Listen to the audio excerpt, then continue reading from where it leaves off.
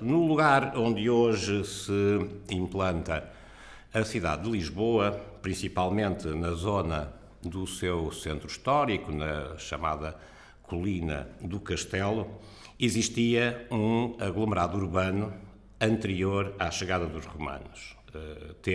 A arqueologia tem documentado até hoje uma presença praticamente contínua ao longo dos últimos 3.000 anos no morro da cidade de Lisboa, o que faz com que seja perfeitamente legítimo contrapor àquela ideia habitual dos 9 séculos de história de Portugal, contrapormos os 3 milénios de história da cidade de Lisboa.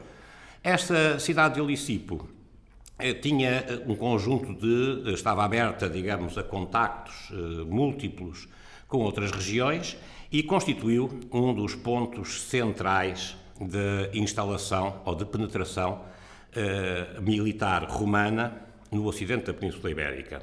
Essa presença militar foi apenas o princípio do episódio que transformou esta cidade, a antiga cidade indígena, numa nova cidade romana que revestia inclusivamente de características, digamos, de programa político-ideológico com a designação de Felicitas Iulia Olicipo, ou seja, acrescentou-se o epíteto de Felicitas e de Iulia, isto é, invocando o patrocínio, ao alto patrocínio do divino Júlio César, já falecido e divinizado, e o Felicitas como uma espécie de desejo de prosperidade futura da cidade. O que é que fazia de Olicipo uma cidade especial no contexto do Império Romano? A sua localização geográfica.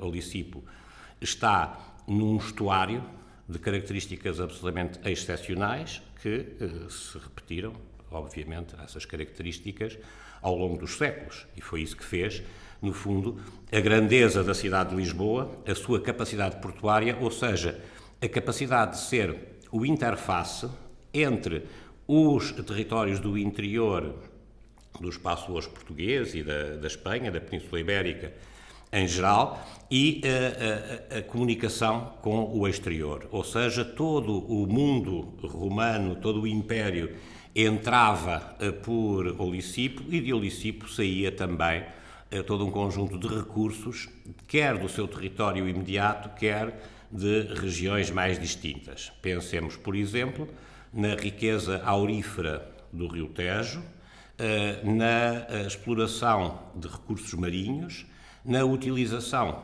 de outro tipo de recursos que, naturalmente, faziam da cidade um ponto importante de produção e exportação. O Império Romano é um império mediterrâneo, com Roma mais ou menos na zona central desse Mediterrâneo, e, olhado dessa forma, a Península Ibérica e o extremo ocidente da Península Ibérica é o fim do mundo, Finisterrae, como chamavam os autores latinos.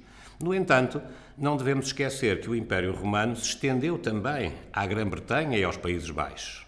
E a melhor forma de viajar ou transportar produtos desde o Mediterrâneo para a Grã-Bretanha ou para os Países Baixos era por via marítima, ou seja, contornando a Península Ibérica. Nessa navegação de contorno da Península Ibérica, que não é necessariamente uma pequena navegação de cabotagem, é uma navegação de alto, adquirem especial relevância todos os pontos que têm boa capacidade portuária.